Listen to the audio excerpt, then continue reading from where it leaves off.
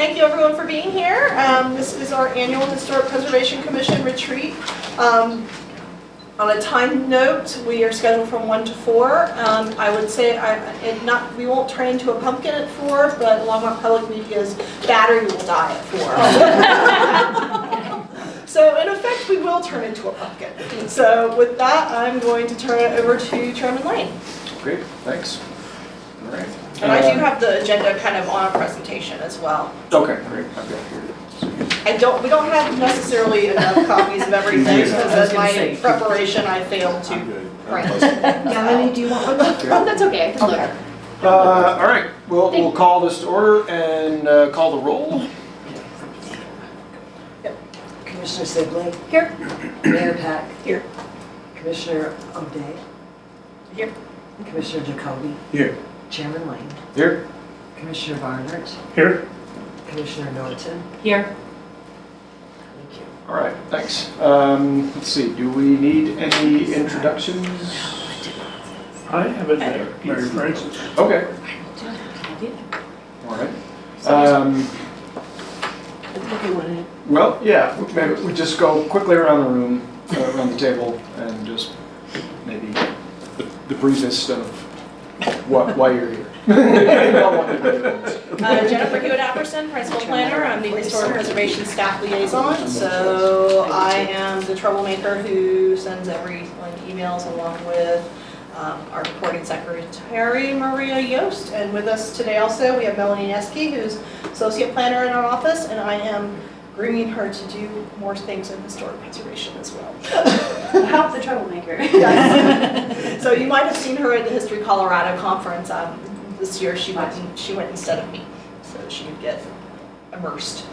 It was very exciting. I have a newfound love for neon signs, apparently. I was like very excited. Very cool. But happy to be here, yeah.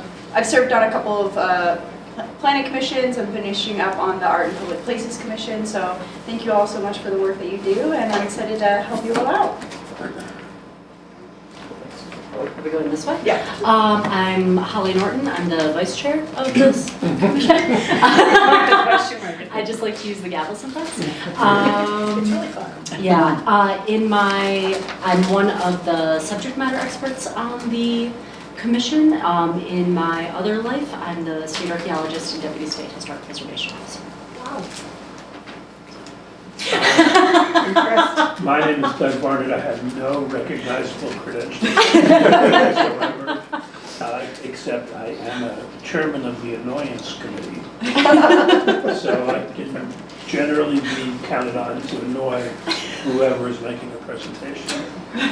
And sometimes asking, could you repeat that, please? I've been on the commission for 2-3 years now, and just went to the Colorado Historical Society meeting. Good stuff, more and more. And I did find out, it wasn't announced, but I did find out subsequent to the meeting that the on-the-road meeting, it wasn't on, normally it's in the agenda, but it wasn't. But it's going to be in Pueblo. That's going to be the last week of June.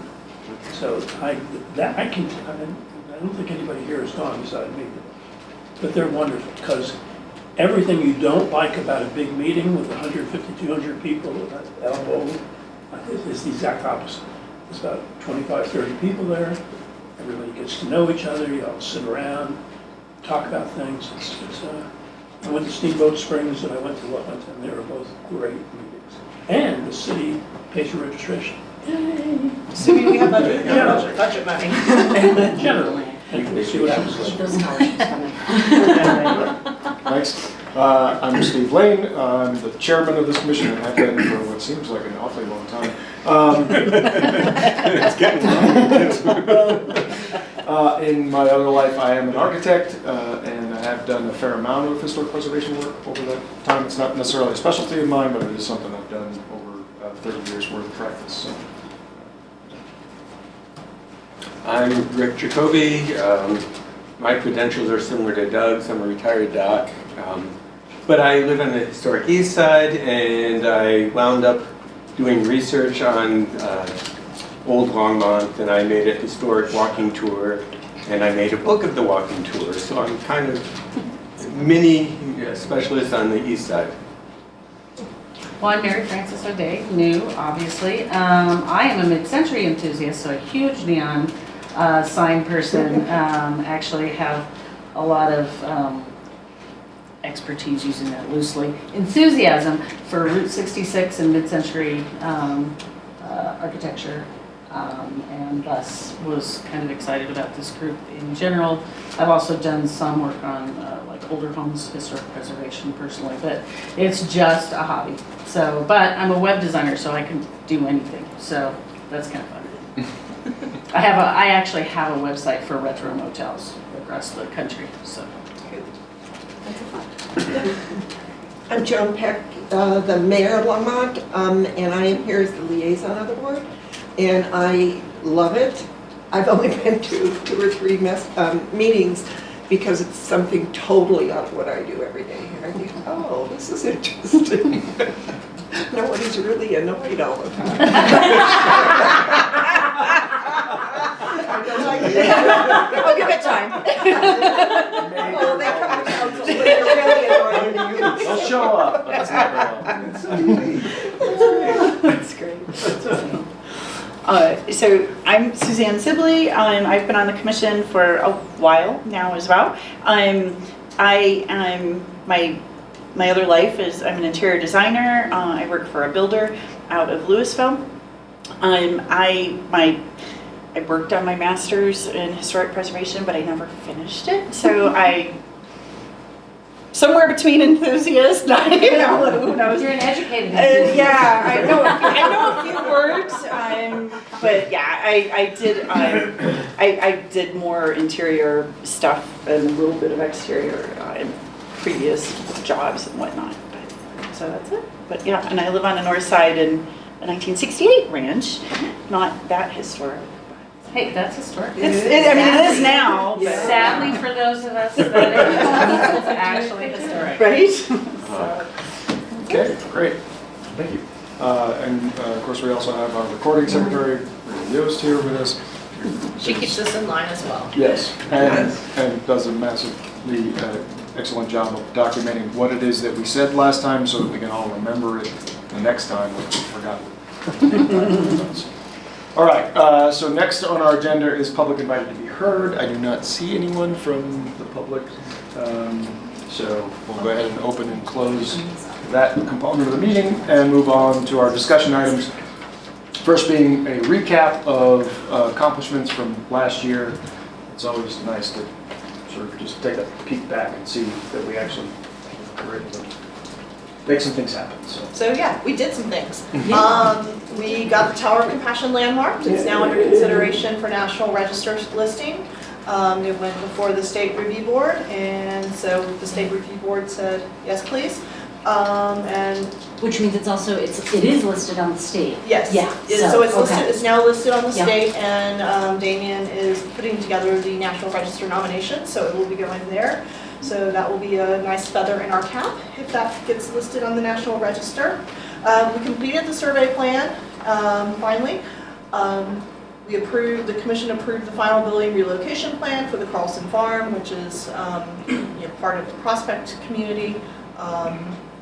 We have done our first demolition review under the new ordinance. Good news is I met with the property owner last week, so he is trying to figure out how he can make it work. One thing we discussed, because it is such a small house, it would be difficult to do an accessory dwelling unit that meets our size requirements. So he's thinking about doing an addition to the property to expand the square footage and then do an ADU based on that. But he is working to figure out how he can preserve that structure and work with the structure and make it work for him as well. Other things not on this slide, did 8 administrative certificates of appropriateness. Those tend to be things like re-roofs and things that aren't necessarily too visible. In one case, it was replacement of non-original windows on a 30-year-old addition, so doing some renovation work on the rear of the property. I did one section 106 review related to a trail project, everything was good to go there. And then finally, in January, we had our second appeal of the same project to City Council, and Council upheld Historic Preservation's decision on that. We all remember it well, so I'm not Yeah. going to recap the pain. But the commission's decision was upheld, so. All right, we'll move on to the next item. Yeah, Yes, oh, before we do sorry. that, just any Any questions or comments, follow-up questions? on that? Yeah, I was just gonna say, and I know we weren't involved, but at the same National Review Board meeting where the Tower of Compassion was listed to the state register, so was the Longmont Buddhist Temple. So, and I think some of that might be coming back to us for a potential local listing if we were interested. I'm not sure it's eligible for the National Register, but I thought that was a really fun addition that I don't think we were expecting. So, it was nice to see that. Yes. Yeah. And it's yet another site that relates to Longmont's long history with the Japanese American community here in this country. So I got an email about that from the state, did I forward that to you? Oh, I think so. I thought I did. I think so. It's all kind of over right now. But yeah, I'm pretty sure I did, but I'll double check. We did not have any tax credit applications last year. Did we? I had one Did you tax have credit that? application, I forgot all about that. It was an administrative, Okay. it was a re-roof COA, so it did Okay. not require, it did not require input or approval by the commission, but it was for a re-roof, so we did process that as well. Okay. So thank you for that reminder. Sure. Yeah, that's one that I think I always like to keep track of, right? Mhm. Just because that's a It's a benefit. that's really kind of the big carrot for doing this as a home and with a landmark building is to be able to get somebody else to help pay it for some of this stuff. So. Absolutely. Anything else on 2024? Okay, great. Yeah, so then let's roll into the survey plan. So I do have enough, I did make enough copies of this one. So what I was thinking with this is just do a little bit of an interactive exercise. I'll just start passing this around. And unless anyone has any other or better ideas, I was thinking have everyone, we can discuss it, but then once we discuss the different areas, have everyone kind of write down their top 3, and we can rank them accordingly. One thing to consider, we are interested in pursuing some grants for this. One challenge is that many of the grants do require a cash match, so we are in the process of doing the 2026 budget, so that's something we would need to consider for the budget process. So, so that's something to consider. And with that, I am going to turn it over to Commissioner Rain, and I will go ahead and get everyone some Post-it notes passed out as well. Well, at least I get a typo, not a misspelling, though. No. Just like 3. someone hitting the and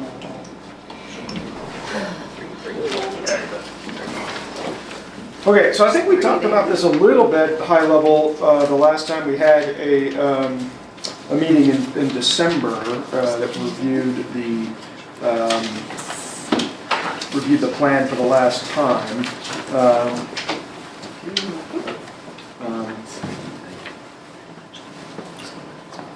But maybe not everybody was at that meeting, and it's probably good to sort of review. Yeah, so it's reflected in here, right? So we have a commission priority this commission priority column that's on this sheet reflects what we talked about in the December meeting. Bone Farm, Cannery, Old North being third. Yeah.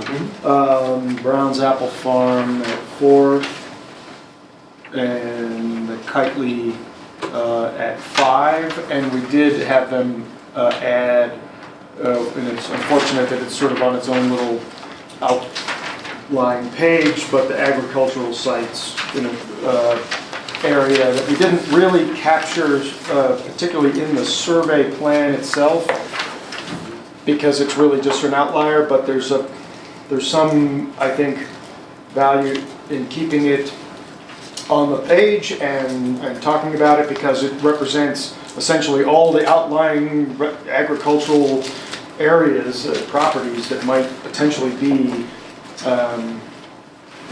in danger. For example, that sort of Slatin Drive 7-Eleven barn project that I think is a great example of something that came up, and thankfully the Planning Commission referred it to us, and we got in front of it and were able to do something about it. But I'm sure there's a lot of others sort of scattered out there. So I guess I'll open it up to any further comment on order. So basically the idea is that we're going to need to grab some funding, and whether that's something that City Council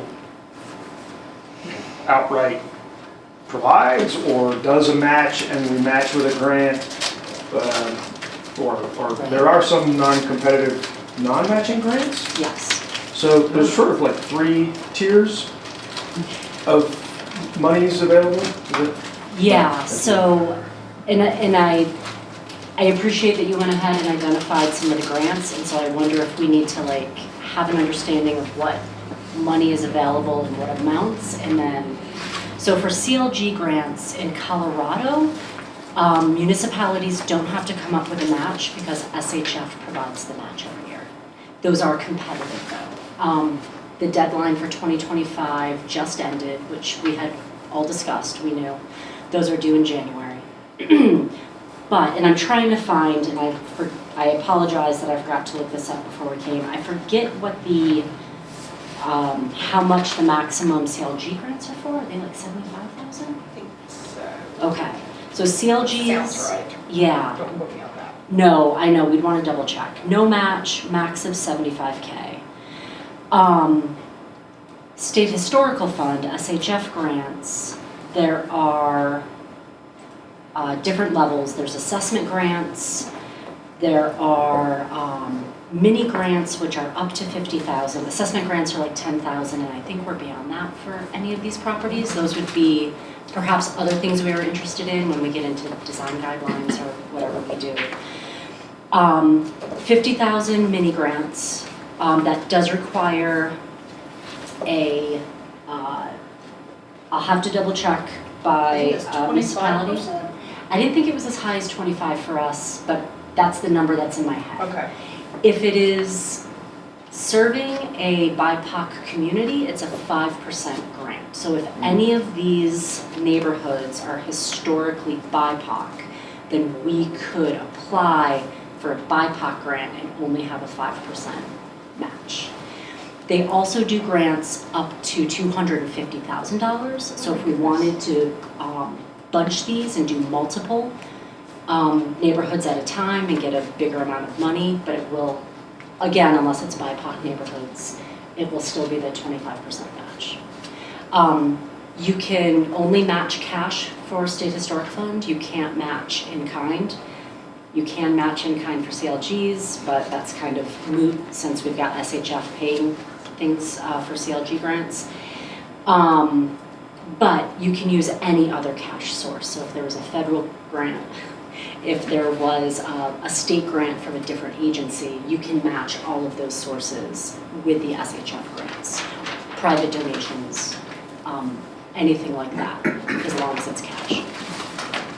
Did they put, yeah, they did put a number down here for a rough approximation of cost for each, area to be surveyed, so you can kind of get a sense of what those dollar figures might be, right? Okay. And those are rolling, right? The SHF grants?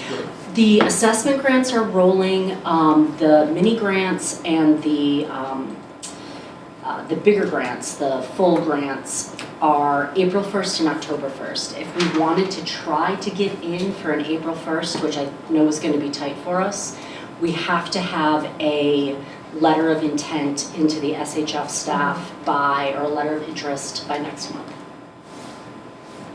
And I can double check those dates momentarily. The other state grant that I'm aware of is the Main Street grant through DOLA. I'm not exactly sure I'm not as positive, again, I can look it up, I'm not as positive on the match requirements or how much they fund. I know a lot of rural communities use those because I think their match requirements are less stringent than SHF. Rural communities also use SHF, but I think DOLAs are meant for communities that are trying to get work done and maybe don't have a lot of cash on hand to do these matches. So I'll look that up momentarily too. Holly, what is BIPOC? Oh, I'm so sorry. No, you're fine, it's all right. So BIPOC is a shorthand term that a lot of folks use to identify underrepresented communities. Okay. It means Black, Indigenous, people of color. Oh, got it, yes, okay. Academics have like their own kind of term for it. It's about different intersectionalities and experiences, but we use it at History Colorado just to mean these communities who are typically underserved. All the groups, And okay. it does include women. Sometimes. I guess I'm thinking about the barn, then the barn buys Latin because it has a strong association with one of the few female homesteaders in the state, so. Yeah, I think we can try to make the argument. We've had people make the argument that I've got a student actually from a university back east who's doing an archaeological investigation of a historically Jewish community. And we had to make the argument that it was BIPOC. And I don't think anybody disagrees these are underserved communities. It's just when this kind of carve out to SHF was created, it was really focusing on BIPOC. But yeah, we can Always try try. that way. Yeah. The kind of neighborhood, did that come up at one of the America 250 with a historic home that was associated with Possibly. Hispanic families? Possibly. 250, 150 roads. Yeah, or the 250, 150 program. Yeah. You might have been at I the feel like it was at a the kind museum. home that was attached to the pieces that were dedicated at the library. Okay. I will look into this, Yeah, sorry. we'll look into that. Triggered a Good, thought. good question. Holly, I have a quick question. Yes. I love your quick summary on these grants, because every time I try to read through these, my head starts swimming. Yeah. But I thought the Main Street grant was mostly for commercial older buildings, is that right, or am I mistaken? I don't know, because I don't work with Main Street as much, I'm just Yeah. familiar Okay. with it, but I think, They're typically more commercial areas. That's right. yeah, Yeah. And I know our economic development, one of our economic development Yeah. specialists was looking at, yeah. I think she asked me about them if it was a historic preservation thing, and I was like, I think it's an LDDA thing. Anyway, the conversation is happening on what might qualify for Main Street. Right, but the downtown historic district, right, I think, most of these are more residential. But I do wonder if there are some areas that might benefit from us at least looking into it. You know, and I don't know how they treat the agricultural sites, you know, those, right, in the interior, like little farms. So, sorry guys, I didn't think about doing homework before I got here. This was not the part of the program I thought about. And I'm not a grant specialist, but I can point you guys in the direction of our grant specialists. You know enough to be dangerous. Or helpful, very helpful. Yeah. Can I ask you a question about the bond farm? Is that only for the house that's on the property, or is it for the farm itself? It would be for the whole neighborhood. It would be. So are the design standards with the, are there design standards with that developer? With the developer, aside from our standard residential design standards, not necessarily. You know, the survey is really, the survey recommendation was really to look at the larger neighborhood and see if there was, to document, you know, the homes, but also to see if there was any potential for any sort of, you know, listing or district or of any sort that might be helpful. Yeah, so this is really, just so we're all clear about what we're trying to do with this. So right now, we have, you can go on to the city's, I think you can go back on the website, it's back on the website now, these, the In a roundabout way. Every time I look, it's There's- different. Yeah, so we have a whole bunch of cultural resource surveys done of homes and other buildings in the east side and west side of Longmont. And they were and maybe are still available online to where you can just go to a property, click on the address and get a whole bunch of documentation. And if you can't find them, call me and I'll email Yeah. the relevant one to you. And so it's a really great resource, and it's part of what I think was prepared to establish those two areas as districts, as historic districts. But, you know, that's not the only two places where there are old, you know, architecturally rich homes in the whole entire city. So this plan is to essentially take these other neighborhoods that have been identified in the plan and go do a very similar thing. Pay a consultant to drive through the whole neighborhood and identify homes that might be architecturally significant, and do some additional research to find out that there might be some homes where there might be people that were significant in the history of Longmont that were associated with it. It doesn't have to be a glorious home, but it could be very, very small house. But if it had somebody very important associated with it, then you know that makes it rich too. I don't know that we necessarily have a lot of like archaeological regular sites, but that would be the other thing that they could potentially, you know, identify, right? And so it's essentially just to go through and identify that data and then provide some additional research and information on those homes so that we end up with that kind of a database in that neighborhood. That's all it is, right? There's no strings attached to it for any of the homeowners. It's a resource, but then potentially some homeowner in a bonfire neighborhood might say, wow, I had no idea that my house was, you know, that this person lived here, or that it really was that special, and gee, I think maybe I would like to create a landmark here and take advantage of this stuff. It's really just a data point to say, here's some reason, and you know, from there we back away.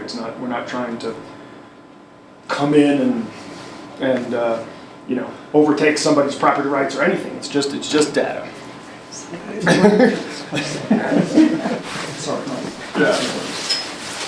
So that's really the point of this plan. It's just a pilot, and then once we have all of those neighborhoods with that information identified, now we have a really rich database of what the city has for resources. And then ideally the next step would be to create an actual preservation plan that started to say, hey, this is what our goals are. This would be a big public process, right? This is not a public process, it's just a research data gathering process.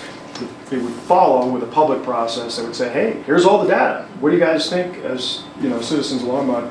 What do you want to do about it? I mean, do you want to create more preservation? Do you want to create other standards? Do you want to have guidelines? Do you want to do all this stuff? That would be a very public, open, participatory kind of process.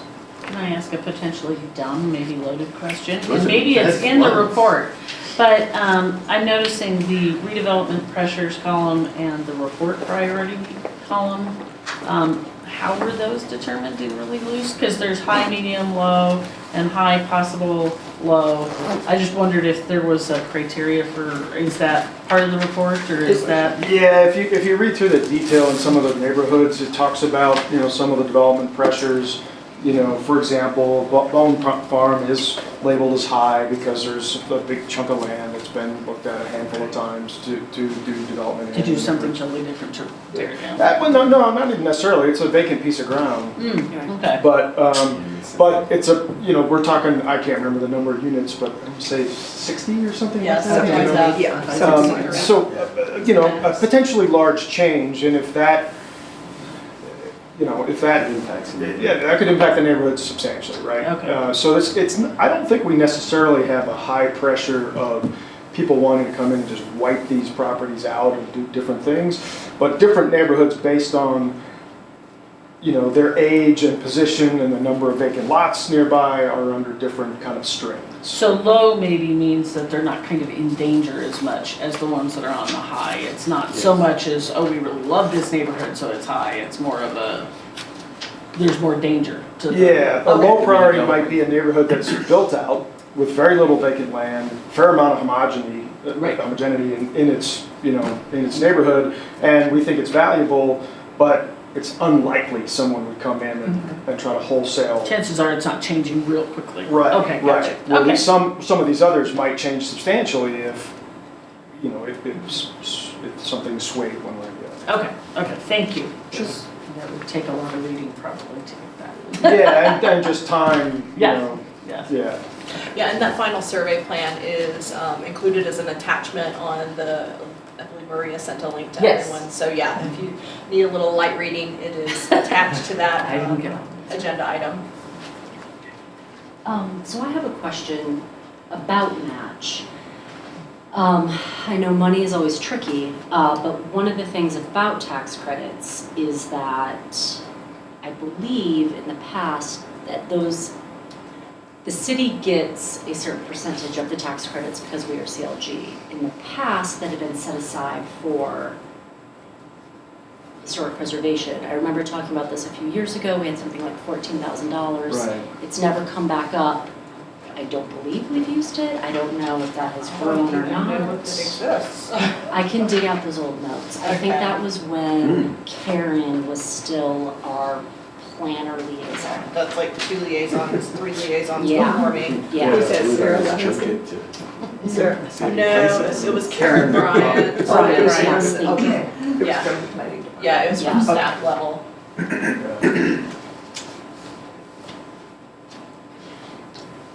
Yeah, and I guess if we, if we were talking, let's just say, for example, the bone farm, right? That's our number one priority if everybody's still really used to that.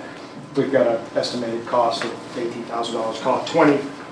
So you're talking about the city needing to provide $5,000 basically. I know. Right? I mean, so can I make the assumption that if we asked staff to ask council to throw $5,000 at a matching grant, that would not be particularly horrifically controversial? Like, what's the process for Yeah. that kind of a thing? Hang on Actually- the budget here. Yeah. A month ago and then fine. Well, actually, the city, Harold and his staff don't have anything to do with our contingency fund. You would come directly to council. Okay. Where I see the risk would be like remembering the woman who came to council about her windows and saying, this is what I need to live up to, what the historic preservation wants. Would council support that? Then we would get into, well, you did it for this person. Why aren't you doing it for me? Mhm. And, but I think it's worth the effort. For like if it were for a larger area Yeah, survey of course. though, not just a single Specific property project. specific survey, it would be just for an entire neighborhood to do the survey. Yeah, that might be better. Yeah. Personally, I don't think I would get into that bond farm argument again. Because if we supported it, then people who were adamantly against it Yeah. would just be furious with council.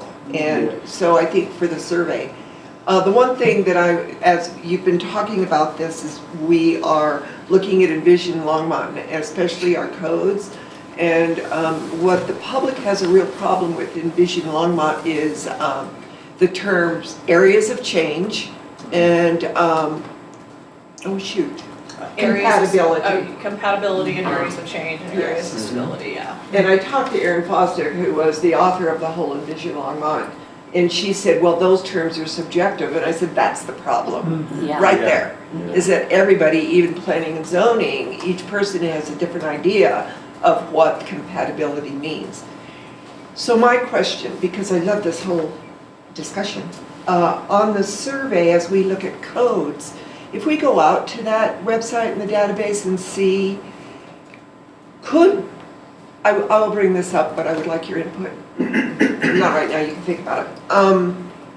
Could we in the codes incorporate areas of change and compatibility with the historic, with the I'm sorry, what's that word you use? To get the survey done of the area as far as compatibility. I'm trying to figure out how do we talk to the residents, work in Envision Longmont and preserve our city. So those are the things that go through my mind as sitting here, as we're fighting all the time with the residents in that goofy Envision Longmont. So, Which is, it's time to update it. oh, I So, agree. Yeah, it's time to update it, and I know, as through the current budget process, it's the question of how much money can we budget for that update? Right. So, because it's not gonna, it's gonna, I mean, I'll be the one managing it, so, Well, let's talk offline. yeah, we'll talk offline. Yeah, Thank you. But I guess I'd want to come back and say, just to be sure everybody's clear, like, this process, this survey process is not meant to be in any way controversial. It's a document, Right. it's, you're just documenting. It's not creating guidelines, it's not adding any layers of complexity, it's not adding any requirements. All it is research. All it is saying, hey, in this neighborhood, we have 20 houses that are architecturally significant or have, folks associated with it that were important to Longmont. That's it, it's just data, it's just data. It's not controversial until the residents get on it. Well, And then it is. yeah, I But guess. you know, with Bone Farm, Yeah. the problem is that we're calling this neighborhood Bone Farm because that's just such a red button title. Yeah. Everyone's gonna get their hackles up as soon as you say the city's addressing Bone Farm. Exactly, that's why. However, the people who are getting their hackles up are the people who want to preserve Bone Farm. And this is working towards preservation. And if we can somehow say, looking at preservation of Bone Farm, we would like to, say that at first, it might not be so controversial, it might be something we could do.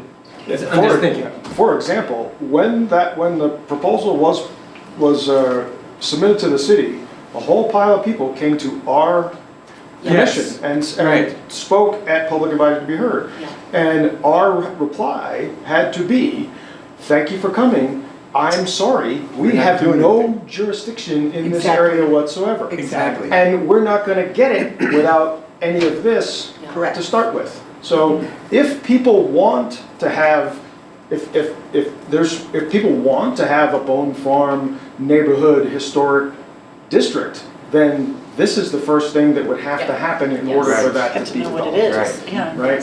And so this is just a piece of information that you as a neighborhood can use and choose to move forward with further or not. Doesn't matter. Correct. Um, And that's, So do they know that? not yet, Okay. not yet, I'm thinking ahead. Okay. Of what's That's gonna good. happen. Everyone's been watching There's gotta be this. steps. So this is the Commission. opposition to the high density. Right. No, No, not necessarily. I'm trying to like Okay. backpedal the historic part of this. So that's what I would like to say too, is I don't think we should ever say that historic preservation is ever in opposition to any affordable housing goals or Right. other Right. goals that the city of Longmont might have for capacity, right? They don't have to be in opposition to each other. And back to Agreed. Chairman Lane's point, the more information we have, the more we can have more nuanced plans that make everyone miserable, which means that. I'll go with that. I think you're right, because I think Okay. they would expect with historic evaluation that they could preserve more than they can. No. And you're right, they can't. Yeah. They could maybe design additional Yeah. development to be more Yeah. compatible, but And that's about what I'm everything. looking at, architectural style. And Right, and Rather I than, think that's, and I think that's the way to go. that's valuable. Right, instead of saying, yeah, let's put up an 18-story skyscraper, well, let's put up multifamily houses that meet whatever housing needs Longmont has goals for, but still fit into this neighborhood in the ways that the people who live here appreciate. That's beyond me, but that is the tools that I would hope we can help get the city. And that's where I was going as well. Yeah, okay. Not to change our vision as far as. Right, Yeah, this is something that this type of data could be very helpful as we move forward with the Envision Longmont update, as we do the historic preservation plan, which I see as a component of the Envision Longmont update. And if you want to, maybe just as an idea, thinking about this, so we put Bone Farm number one when we talked about it, but if that's going to be, if people are just going to start freaking out before they begin to understand what's happening, perhaps it's better to take, for example, Cannery and do that Yeah. first, And to have an example. And if I may, on that note, fortunately, I'm no longer the planner doing these reviews, but the Bone Farm property, that proposed development, does currently have an application under review for a preliminary plat. Right. So there will be another public hearing on that, so the timing could be, the timing is something we might need to be cognizant of. And the Cannery's already got that preserved, don't they? The One building building? is, but it's Yeah. a larger district as well, so that building is really kind of the anchor of that district. Right, right. And again, it's a sizable sizable district. Do we need a survey on that district yet, or has that been done? None of these have been done yet. Oh, So right. basically, we only have the east side and west side, and that's it. So we have this table of however many neighborhoods. I've lost track, but that, there's 12 or something. So these are all areas that we've identified that could benefit from a survey, right? So there's a lot of work to do. I would like a presentation of what you're doing at council before you ask for dollars. Okay. Match. I think I'm agreeing with the problem of Bone Farm being a kind of a red button, we call it. And it may be that because they have something, an application that's going through a process right now, that we might want to just hold off on any recommendations on Bone I Farm agree. and just put it into the abeyance category because there's all of this activity, and otherwise we risk getting into the middle of this discussion. Exactly, I agree. Yes. Yes, Yeah, that could totally. be a problem. Very good point. Or it's- I just brought it up because it's number one. Yeah, Yeah, that's just an that's a good alphabetical point. thing. but- Yeah. Oh, That's just okay. That's just a I didn't know that. fluke of alpha, yeah. Now that I look at it, it's obvious. And yeah, most of the people in the neighborhood already hate me, so. I had enough emails on that, let's don't go down that road. I would vote for the cannery, number one. That area is well-liked, and I think we would have the backing if we gave match to that. Okay. And is it worth, I'm kind of feeling like maybe we do one of, I mean, if we can get in front of council and make a little presentation of what it is we're trying to, we've done this, here's this plan, this is what the goal is, here's why, so on and so forth, and we'd like to do this one first. Just do it, Yep. get an example, understand what it really is, it's not a big ask, Yeah. then we're probably, there's no way that's happening before April. So that's, Yeah, I mean, the that's a- council agendas are getting pretty well set for, they usually get pretty well set a good month or two, a couple of months in advance sometimes. Just as I sit in on the Right. agenda meetings. But knowing also how colossally long all of this stuff takes. Yes. Yeah. If we put a goal in for the October 1st grant cycle to apply for a grant, to start that first survey. And I feel like enough support, I time to- support the idea of the cannery being number one and being our sole objective for now.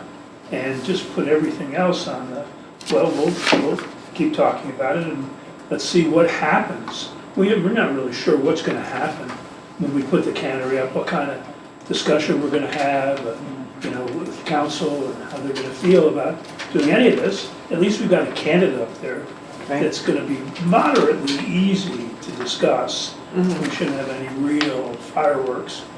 And then if it goes smoothly, then we can start to see what happens next. What's the next step? What's the next step in the process? And we can kind of move it along a little bit. And then when it gets far enough along that we're comfortable in how the path is going, we can start working on bringing another one up. But you don't crowd the field, and you keep the focus on getting something done. And the whole idea is to accomplish something here. Not a More than lot. one Just a idea. point. Yeah. We put this thing up like it is, and all we're doing is guaranteeing that it's gonna be debated for a little while, and as we used to say in the legislature, it'll be sent to subcommittee, Right. where all good ideas die. Quiet. Can I ask another dumb question? What is the money going to? So you're gonna get grant money, then what does that pay for?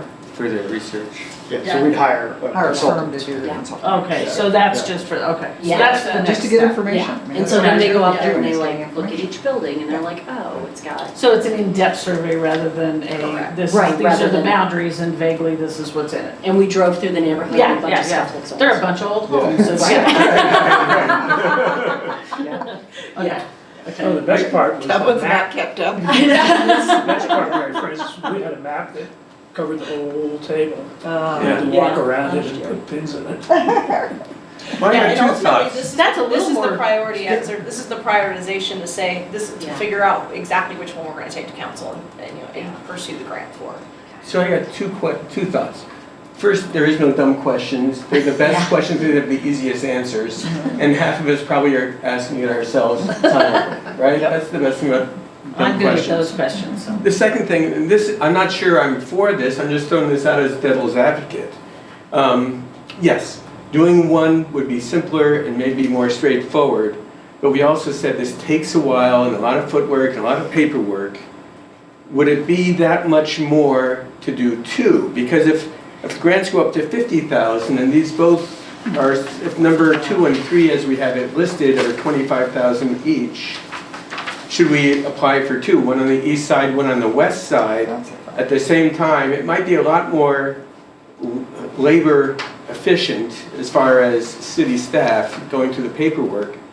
It probably wouldn't be more onerous. I don't know if it'd be harder with a bigger amount for matching for the council to say yes or no, but maybe we'd get a lot more done a little quicker. So that's just a thought. I'm not sure what the answer is to that. So I was actually kind of thinking the same thing. If we're really focusing on these state grants, CLG and SHF, the lead time to get all these materials together, to apply, and then to actually get it, if we get a grant in October, if we apply for the October 1st deadline and we get the grant, we won't be able to start until spring of +26 on that survey by the time the money comes through. So we're looking at least a year before we can start work. So if we could put a couple of these together, because the grants go either up to 50 or 250, it might be easier on us in terms of that front end labor.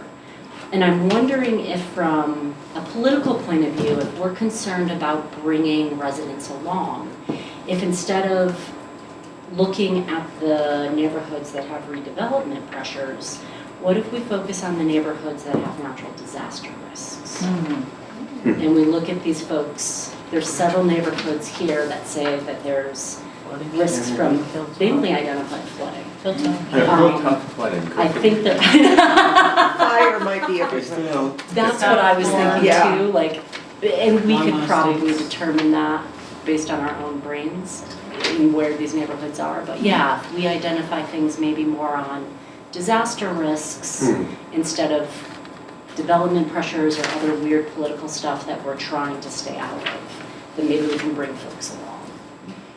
So thinking of the fire risks, because I've thought about this for a while, especially since the Marshall fire, is Yeah. that our St. Vrain area is loaded with dead timber. And I don't know if there are any areas along the St. Vrain that are historical, but especially from Boston to airport, you know, those are areas that are historically significant. Are our risk management folks working on any of the FEMA emergency management plans right now? I think they are, but of course everything's on hold because of the, I know. yeah. Well, and I've been having a couple of conversations with different governments. It's tough because it's hard to put cultural resources into a static plan. Yes. But if they have already, if we can look at it from the opposite side, not like how can we shove cultural resources into this, but here's the areas that we've identified, you know, how does that map on to our map of cultural resources? I would suggest getting, her name just skipped me, but the chief of the fire. Okay. Yes. And Okay. and get with her. That's information I wouldn't have any Okay. details on. Is it okay for me to contact her? Hey, Okay, go for it. chief fire person, we'll figure out her name. Chief No, I fire. know her quite well. Okay. So if you want to touch base with me, maybe we can Okay. I can set up a Teams meeting or Yeah. something with us. If they've got it under control, which I'm Yeah. assuming they do, then there's no Yeah. point in us surveying it Well, and I'm working on these plans in other capacities, and so if I can have some insight that then we can maybe have some, that we can apply to how we are identifying neighborhoods for risk, I think that'd be super helpful. It would 'Cause be I very agree. helpful, yes. Fire is, after the Marshall fire, And the California fire. I know, I worked on that and it was hard. Yeah. Yeah, just touch base with me and I can set something up for us to talk with Chief Goldman. She's a fantastic resource. Okay. So, and Holly, can we talk offline as well about the contingency fund that we've gotten? We've already got some priorities in that fund, so Okay. what the amount of the match would be and whatever. Yeah, in terms of What you're the going after. grants and Yeah. stuff, yeah. Okay. So, and we can pull somebody who is actually good at grant stuff in. I just delegate to my staff. And we do have grant writers with the city as well. Yeah. I wrote grants years ago, so.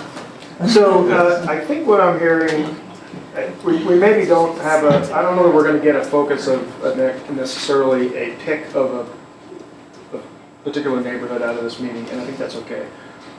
But I do think that we have a strategy, which is get on council's agenda to make a presentation to them about this plan and what it is and what we would like to do moving forward, so that we can get their sort of understanding and presumably blessing to say, okay, yeah, this is a goal that council supports. Sure. Do you think that would be more of a study session or a regular meeting? Probably, I don't know. Let me Okay. see what's on the study session sometimes. And I can talk to Harold as well. Yeah. And I'll talk to him on Wednesday, so. And I would just say if we could make that a priority, again, because we know that that's just going to take time because of things that are already full. Then once we'll have a date where that presentation happened, we'll have a couple of commission meetings in between now and that time, and we can potentially discuss a little further what folks, with other information that comes to light in between, we can discuss a little further what we think as a commission might be the appropriate strategy in terms of one or two neighborhoods and which those are. That anybody have a I problem think with that's that? great. No, I think that's great, and I love the idea of having like cannery, which is definitely got some historic things happening, but then some of these others, if we can incorporate some of these other important topics, the fire and all that, I think that's a great way, because then you're probably a lot less, going to get a lot less resistance from folks. So I think that's a phenomenal way to go if we can make that work. Yeah. Yeah, we all have to work together. Yeah, that's great. It's a period. Yep.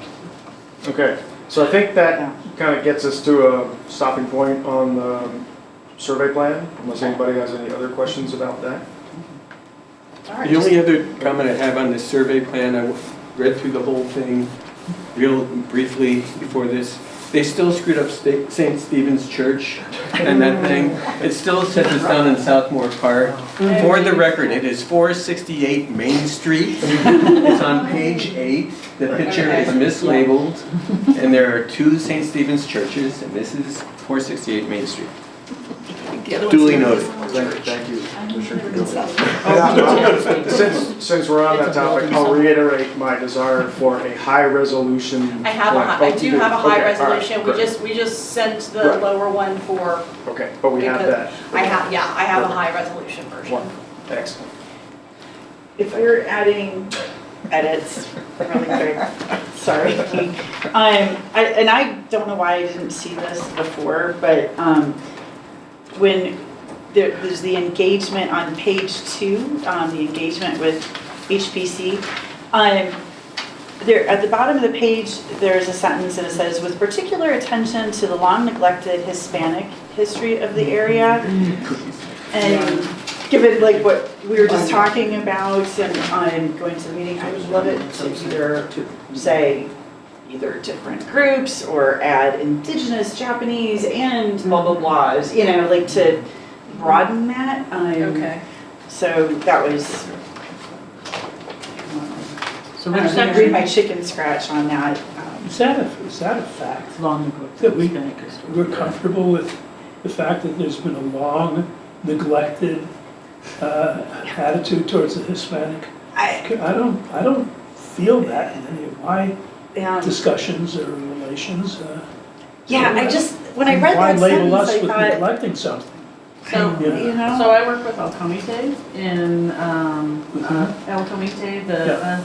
and they have a book that's, We Were Here Too. Right. And it is, I believe, within that community, it's a belief that it's long neglected. By us? yeah, By the city. just Yeah, in general. In general, probably. I believe, Probably by the so. state, everybody. Now, I don't know if that's perspective or Do reality, I don't you feel know. that you've been neglecting the Hispanic community? I don't think so.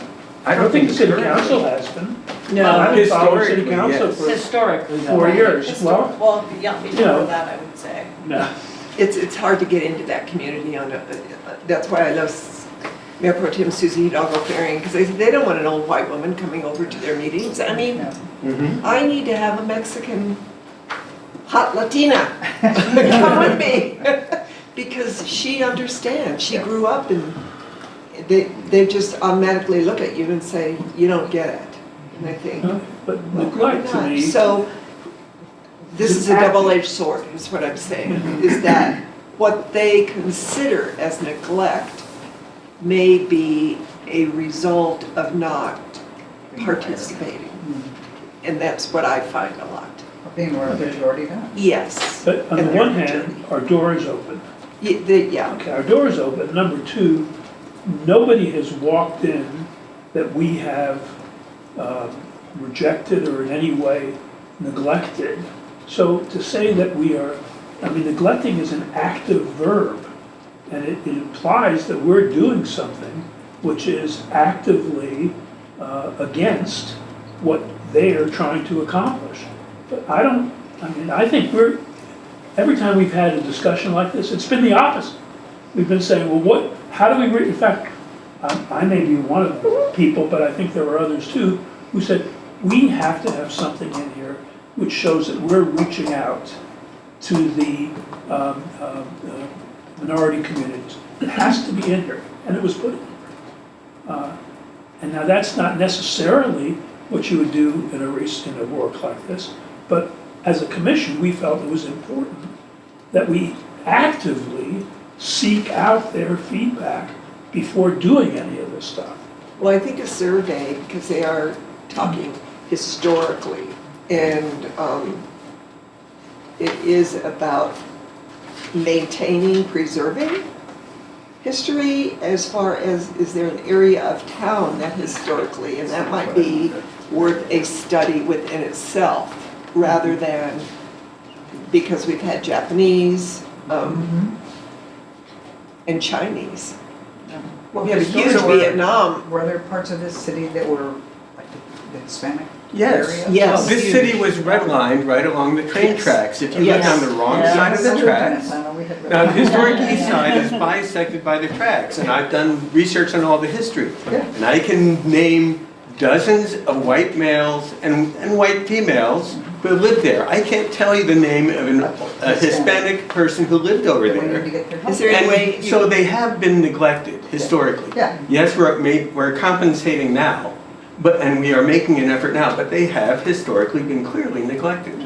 And also African Americans. Yeah. I know nothing about African American history in Longmont, but certainly they've been here.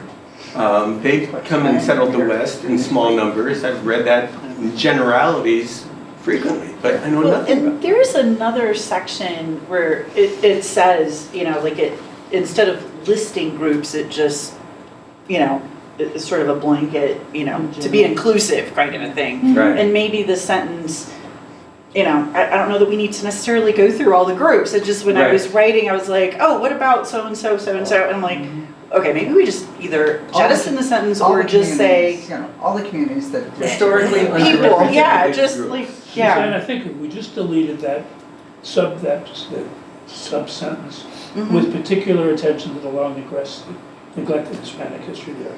We accomplish our goals because it says, the commission recognized the need to make Longmont's history in diverse communities more visible. There you go. Full stop. Period, yeah. And then That works. they advocated for this to be an integral part of the city's historical narrative. That works. Just leave out that little piece in there. Otherwise, if you don't leave it out, then you're gonna have to widely explain. Right, then it becomes everybody, yeah, like a list a mile long, Yeah, yeah. what about it? No, I was just thinking when we did the historic east side, that is typically where some of the Spanish-Mexican settlement was. Why cannot that be a part of the historic east side as history of how did this get started and who lived there first, rather than have it be a different survey, just Right. incorporate it Yeah. into, and we do that with every district.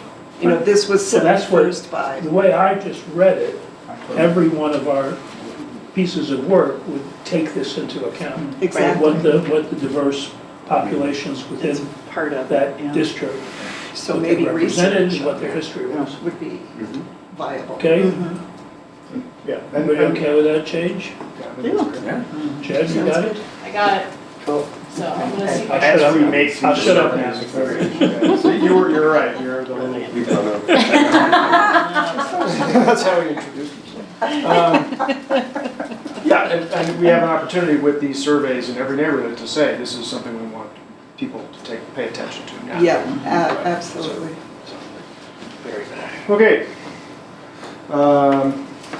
My only last comment is now that is anybody else actually sort of confused by the fact that the only neighborhood that's identified as flooding is called Hilltop? Yeah, Thank you, I was wondering. Yeah. Yes. Yes. my brain is. Yeah. Okay, all right. No, there's Ironic. It What do is. you want to call it, Hilltop? Well, that would make more sense. All right. Appreciate that discussion. I think it was good, healthy, and obviously a lot more than we were able to do at the commission hearing, so that's why these kind of meetings are really great. Okay, we've really kind of combined the historic survey plan and the grant calendar and application requirements, I think, all together. I think we're pretty well covered those, right? So now we're on to really anything that we want to talk about for this year moving forward. And we have specifically called out on the agenda communication with property owners in our districts. And again, I'd go back to the fact that we had one tax credit application over the course of the entire year, but you know, that's I think a big piece that existing property owners have as a resource, and we sure want to make sure that they are aware of that. And then we also have solar panel standards, which we talked about in a previous meeting back in May a little bit, but we never really got into any real depth about the direction. And then the last thing that we have specifically on the agenda is just anything we want to think about for the Sesquicentennial. I'm proud of myself that I put it on there and spell check did not catch Wait, it. isn't there a semi that's? There is, yeah, it should actually be semi-sesquicentennial, so that is my. I was like, I thought it was harder than that. Yeah, it is the semi-sesquicentennial. I will also note that I did invite Here it the is. St. Vrain Historical Society to attend today. Yeah, They were- Right on They your were notice, unable of to- course. They were unable to attend, but they will be at the April meeting. So. Sesquisemi-quincentennial. Jeez. Wow. Supercalifragilistic. Yeah. The 150/250 celebration. Yeah, we're calling it 150 first,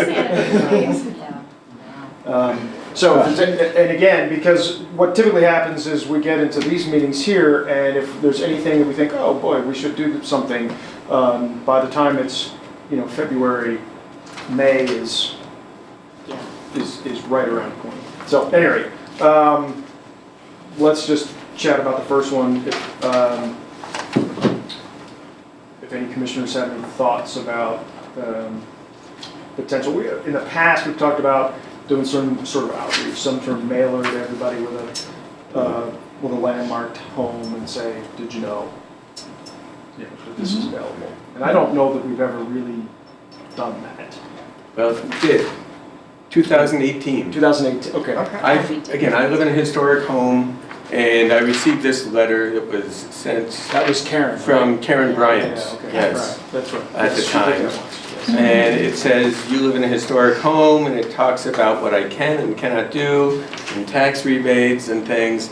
And I can tell you there are multiple folks in my neighborhood in historic homes that have improved the exterior without thinking about this.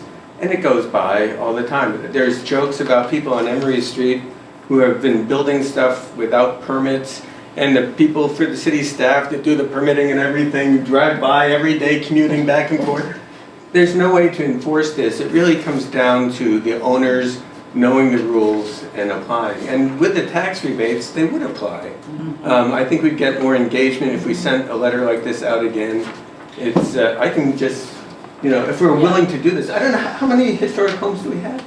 170? So less than 200. Yeah. I mean, I will also note that our code enforcement system, much like every other code enforcement system I've ever, in any city I've ever worked in, is complaint driven. So right, we are it's not, more an honor we're not system going almost. out, yeah, we don't have the staff capacity to go out and actively look, oh wait, they did something without a permit. So it's based on neighbors tattling on Right. neighbors. But I think, so, I mean, I can give this letter to you. I mean, it wouldn't take a lot of hours to Yeah. just kind of basically update a line or two.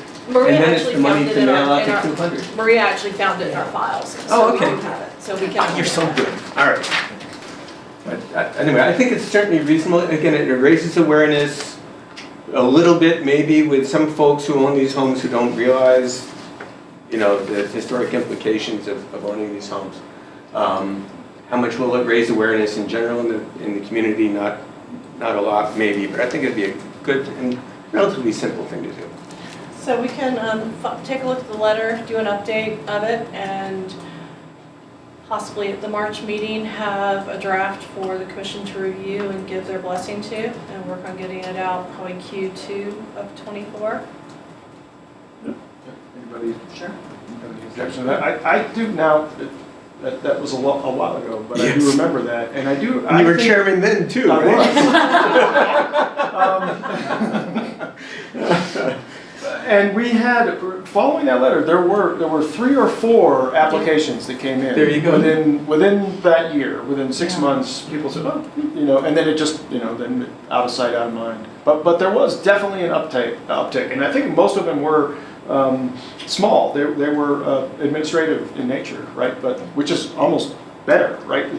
It's nothing controversial. There's somebody who wants to get paid to re-roof their house or something. You know? I would think just word of mouth in the neighborhoods, you know, people get this, they might talk to the neighbor about it, and the neighbor may think, oh, maybe I should designate my home. I mean, it could generate bigger projects too for us, I'll which is also have fine. to check and see what kind of budget we have for mailing, so. Yeah, that's the biggest issue is the mailing budget, 200 letters. We get a grant for stamps. Bike them around the neighborhoods, just pop them in people's mailboxes. We could all chip in $5 for stamps. All right, great. Well, that sounds like that was an easy one. Solar panels. For those of you who were on the commission, that we did have a conversation about that in, I think, the May. And I'm going to let Melanie talk about that Okay. because she did some research last week and had a memo that we weren't able to get out. But she did some research on that last week and put together kind of an overview based on a lot of what Denver has done because they have a pretty robust set of standards for solar panels in their historic districts as well. So. Okay, great.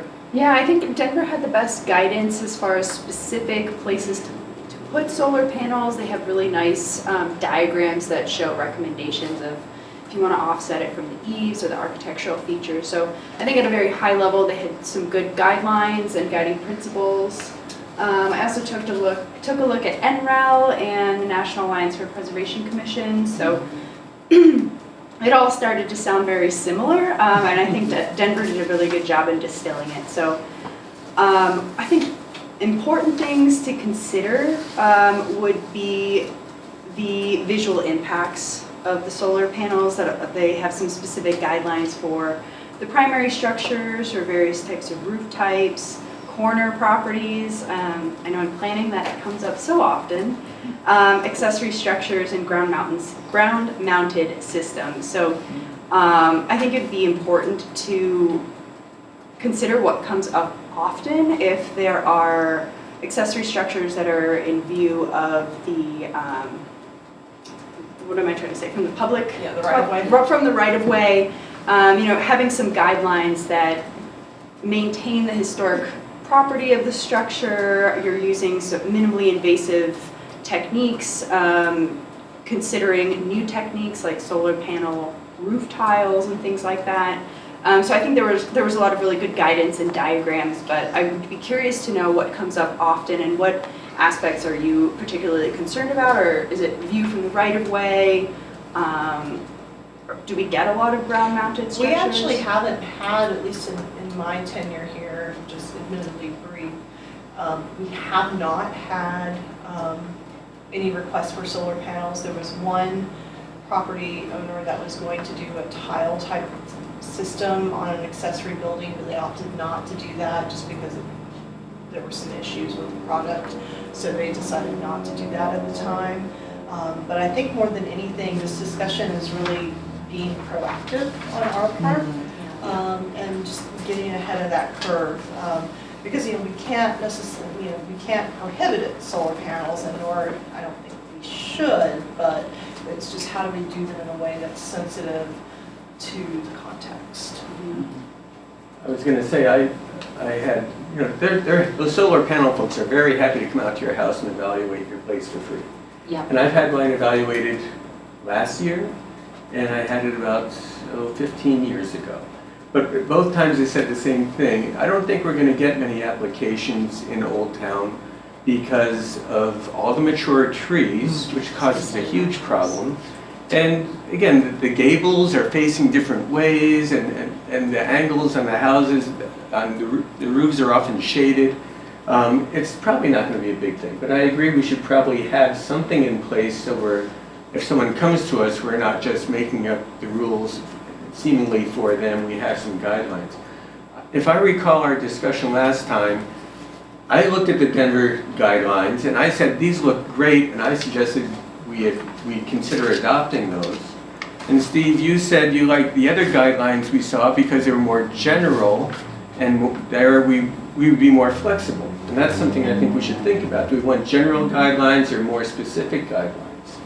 I think that's really the argument, and I think you could argue it either way personally, but maybe just general guidelines since the demand is so far very low and probably will remain so. If I'm remembering correctly, the more general guidelines were from the Secretary of Interior I think so. standards. They had the specific sustainability, their sustainability standards, and there was a section on solar panels in there. Right.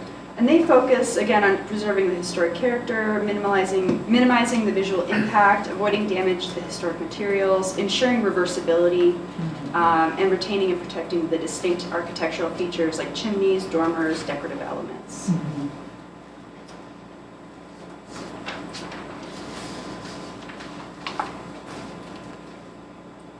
And then there are certain, I believe it was the National Alliance for Preservation of Commissions that suggested case-by-case reviews to assess the visual and structural impact, encouraging educational outreach, recommending alternative placements for ground-mounted, in rear yards or on accessory structures. I thought Denver had an interesting point on allowing solar panels. It was a little bit more flexible on accessory structures, I think maybe to address the shading. If maybe the only opportunity you had was on the accessory structure, so I think that would be something to consider as well. And then considering the various types of roofs, pitches, flat roofs. I think that's where Denver's really shines. They have a really nice diagram for all of us visual learners of what do we recommend? How do you meet the 3-foot setback? So definitely some really nice, Denver goes into a little bit more detail. You can pare it back and then have some triggers to say this should come before City Council for a case-by-case review. So I think we maybe have options as far as we could look to formally create a standard that is specific to Longmont. We could loosely adopt one of those, standards as our reference point. Direct staff to, you just have those various standards at your disposal, and if somebody came in with an application, say, well, this is kind of how it's done in other areas, right? Just as but we're just going to be, it's a case-by-case specific thing. So that feels like maybe 3 different ways to approach it.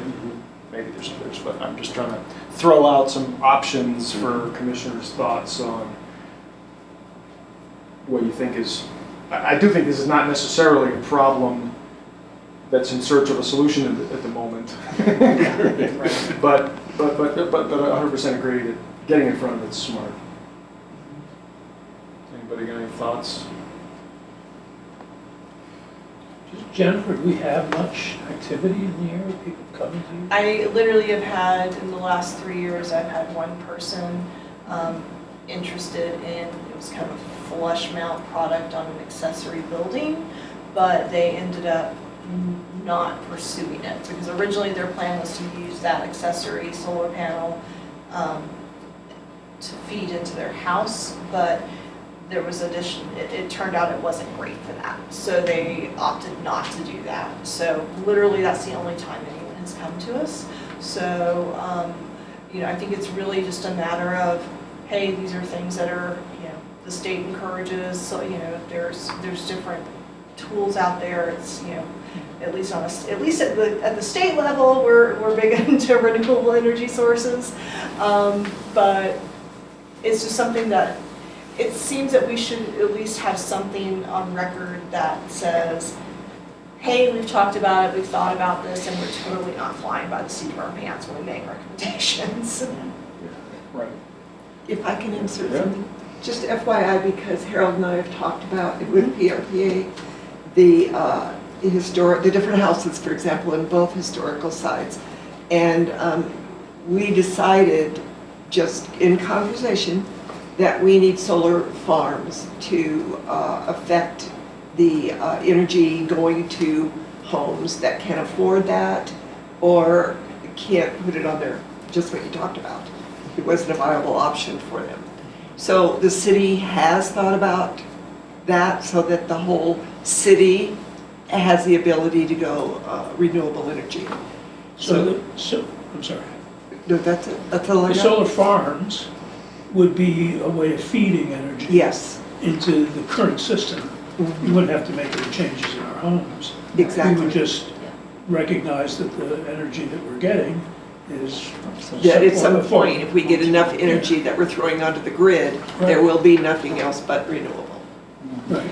So we're I discussing that. think that's a great idea, especially since it doesn't cost me anything except. See, whatever. me too. I'm not gonna live long enough to pay that off. So, Yeah, and Loveland actually has a solar farm as well. I'm, yes. Closer as my house. Yeah. The I'm United a little bit States- reticent to step into this with any type of advice or guidelines or anything, considering that our demand is so weak. And it's not the kind of thing that we could work on quickly. So if suddenly Jennifer comes in and says, well, forget everything I told you, I've had 10 applications in the last week. Okay, so we get together, we do something, and within a month, we've got either a standard or a recommendation of look at all these various standards or whatever. So we can move quickly, but I just don't see moving on something with, I think your comment, a solution, a problem in search of a solution, or a solution in search of a problem.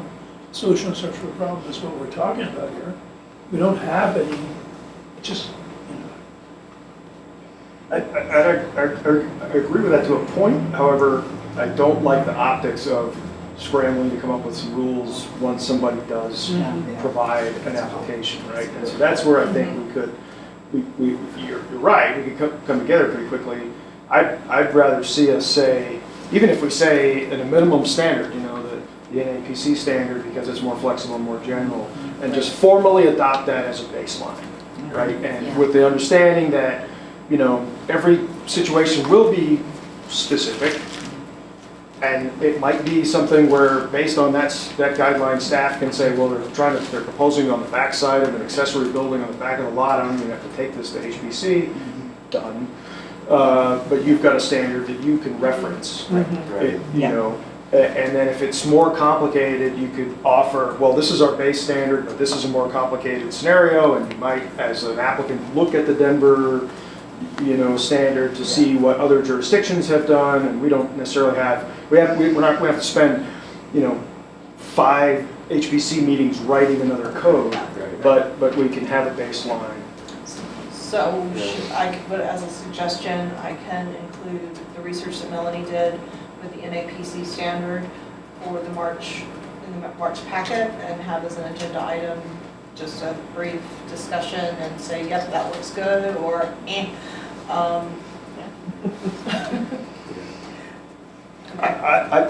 That makes sense to me, to where we have, you know, we have a baseline, and we have something that, again, it gives staff the ability to, because if you don't have a code, I mean, I do this all the time, right? I'm looking at code and saying, these are the guidelines, this is what I have to do. If I'm not told I have to do this, then I might come up with a really wild idea, and then getting told you can't do it, and then I say, why? Right. Well, because we don't like it. Yeah. Well, no, you can't do that. You have to actually Yeah. refer to something, right? And we don't want to be in that situation. Yeah, I like the idea of just maybe adopting more general codes rather than going through all the brain damage for something that's all theoretic. But yeah, we should have something up front. Yeah. I know in other communities, not in Colorado, solar panels have been just like a huge divisive point in historic neighborhoods. And going back to some of our other conversations about what's subjective and what isn't, like, we have visual standards in SOI, but I still feel like it's something that we don't agree on the way we agree on other effects. So it might behoove us as individual commission members to, like, think about what we would mean even by the NAPC standards or something. Like, what would we consider a visual effect? How are we going to deal with that? Because I imagine, like, the houses on the west side that are bigger and taller, and you would have less visual effect. But then the houses on the east side are tinier. Right. Are we going to be treating them equally? You can see all those rooms. Yeah. Right, exactly. So, I don't know. It doesn't help our discussion today, or we're just going to be arguing about visual standards. But not that I disagree with you. Okay, No, we should still. and I adopt think some. that's the opportunity to have that discussion in the commission where it's public, Yeah. you know, if anybody Yeah. wants to show up, they can. We don't get any. But, Yeah. We need to think about Right. at a time what we're going to be arguing about. right, that's fair. It's a great point. And Okay. if we want to say, and if the commission wants to add some clarifying language, this is our base standard, but these are 5 points you have to make sure we Yeah. I mean, commit to, or. people have to come to us when they're, I don't want to say like talking about windows, but when they've wanted to make additions and things like that, it would be no difference, you know, so. Yeah. So yeah, That's true. something minimal, but with the understanding of you might need to show us what you want to do Yeah. before you do it. So. Cool. Okay. All right, great. Let's see, so then the next piece was the 150, 250, because I'm not saying that word again.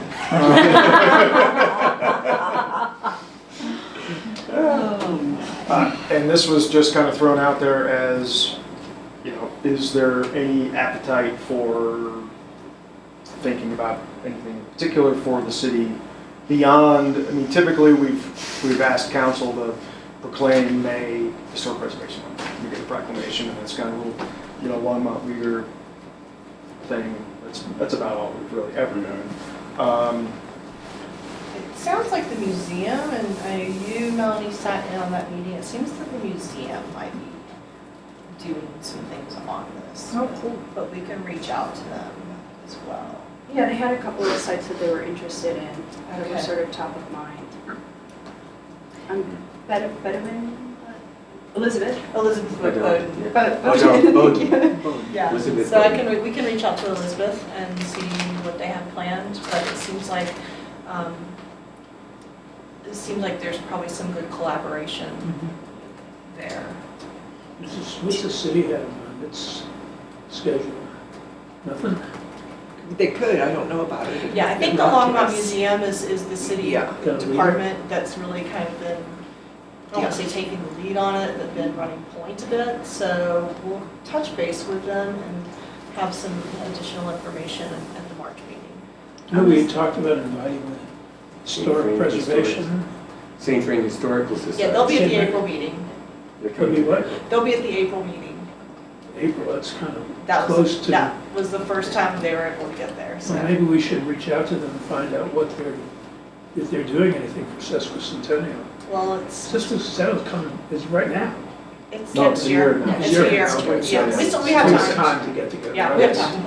And I'm going to speak on Terry's behalf, but I know she was really interested in trying to help out. So if there's ways for us to help, get involved, be bodies for tours, whatever, to have them throw it at us. And I know she was interested. Okay. The other thing I would reach to is Colorado Historical Preservation, see what they're doing. Well, and Damien, I know that was, he did some presentation, he presented at the December meeting on that, so he'll be the person we'll be coordinating with as well. Okay. Presumably. And I think. The state may be Okay. recommending certain things for local communities or doing things, Well, and this that is- we could be in support of that. This is So, you know, the we're not History like- for All, this is the History for All initiative the History Colorado is doing for the Yeah. 15250. Yeah. So a lot of what we've already done as far as, the Kanemoto Tower really ties into that as well. They're trying to get a certain number of properties registered by that time. Yep, 150. Or was it Whoa. 150? That's a Imagine, lot. where do they come up with that number? I know. I think another thing they brought up that I found was interesting at No, the statewide. library meeting was, I think it Statewide, sounds like there was 150 potentially some properties that funding were, for signage not if yet. we had Associated some, with. maybe there was some signage on historical buildings or educational signage, so I thought that could be really interesting. Could LDDA get involved in that as far as, I hope they would like to. I think Kimberly wants to, but. Yeah, and I'm in communication with Kimberly Delray. Nice. I know that the governor is making this a really big deal. So there's my political eye tells me that this is gonna be a really big thing in Colorado. Possibly as a way to leapfrog his presidential race. Whatever his reason is, I think he's gonna put a lot of state resources into celebrating this. When we were in Steamboat Springs, they were talking about it. From the staff was talking about what they were doing. So, I think the word is getting out to the various agencies of government to come up with your plan for what's your plan for what you're going to do in celebration of our sesquicentennial. So I think it's an easy boat to ride on. Just have to find out who's steering it right now. Yep. There's a state task force that lives at History Colorado. Like everything, I haven't been involved in it, but I can put you or whoever needs to be in touch with the person who is managing that. The task force is comprised of different folks from all over the state, and I think there's some funding for different activities available, but like I said, I've been really outside of that, so I'm not positive what that looks like. But it's super easy to find out. Okay. And Longmont is an old city. We've already had our sesquicentennial. Yeah. So we could get, it might be something that we're looking at doing, but we just don't have money for it. We might be able to link funding from those projects, which is different from this that we do. Special sesquicentennial grant, instead of 20%. You're good at That would, that we could be supportive of and organize something or do something, especially if it's connected to the 150 project or, this. I don't know how many of those 150 are within Longmont. When Damien made the presentation, he wasn't specific of which ones were in there. Well, we We've definitely, got at least two. yeah, we definitely have two. Yeah, Right. we've got the Buddhist temple and the Tower of Compassion. Okay, Yeah, I don't think we've got anything else right now. No, well, I have one thing that's gonna be coming up, so. So yeah, the other thing that's gonna be coming up, and this is, it's on my work plan, is to get the barn, the Latin barn, so the Allen barn, declared declared a local landmark. So, so we'll be putting together a package for that since we have all the research for it. Just a matter of getting it on the agendas and such and getting everything put together. That is being, the big goal of that is to be able to get some grant dollars to restore the barn. So that is one that we would definitely be, once we get it landmarked, we would be putting it forward for state register nomination as well, because of, especially, it would fit into the history for all, given that it is associated with the first female homesteaders in the state. So it's also loosely associated with someone with a less savory involvement. Apparently Dickens had some involvement with the Sand Creek Massacre, but it's more of Mary Allen's barn than Dickens' barn. And we're gonna go with that. Isn't there a house on 3rd Avenue that the leader of the Ku Klux Klan lived in? I wouldn't doubt it, given the 1920s That would be- I don't takeover know. of the city. I always say, Right. show your bad parts and your Yeah. good parts, Yeah. because Yeah, That's the words history. are all- That's Yeah, good. it is More educational too.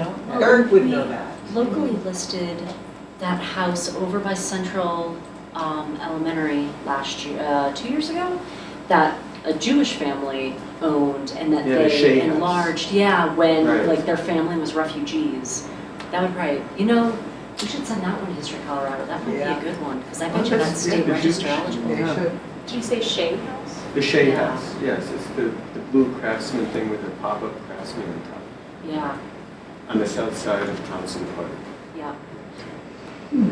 I suppose you could call through the cultural resource surveys that we have, just for one more. The store downstairs. Yeah. In downtown, See not if there's downstairs. anything particular that I worked Pops for up. Dan Shea and I went to high school. we've been thinking about.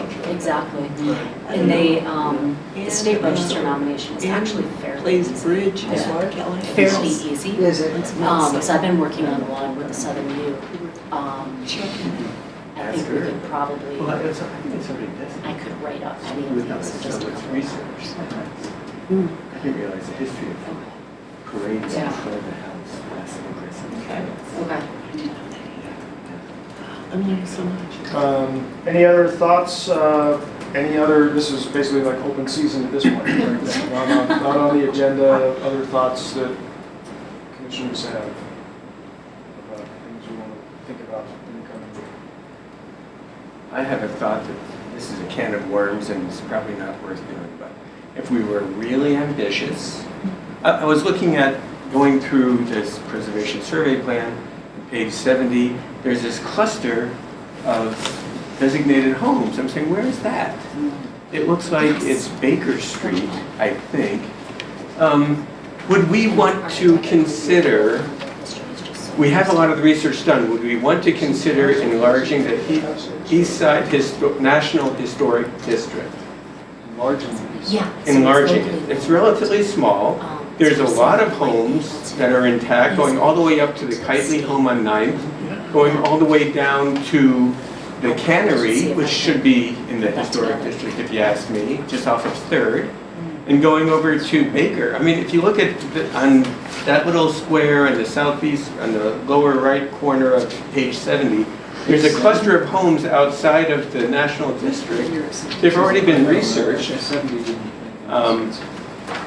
So I don't know how much work that would be to apply for a National Historic designation, but my understanding is with national designation, there's lots of carrots, not too many sticks. I don't think it'd be really hard to get buy-in from the neighbors.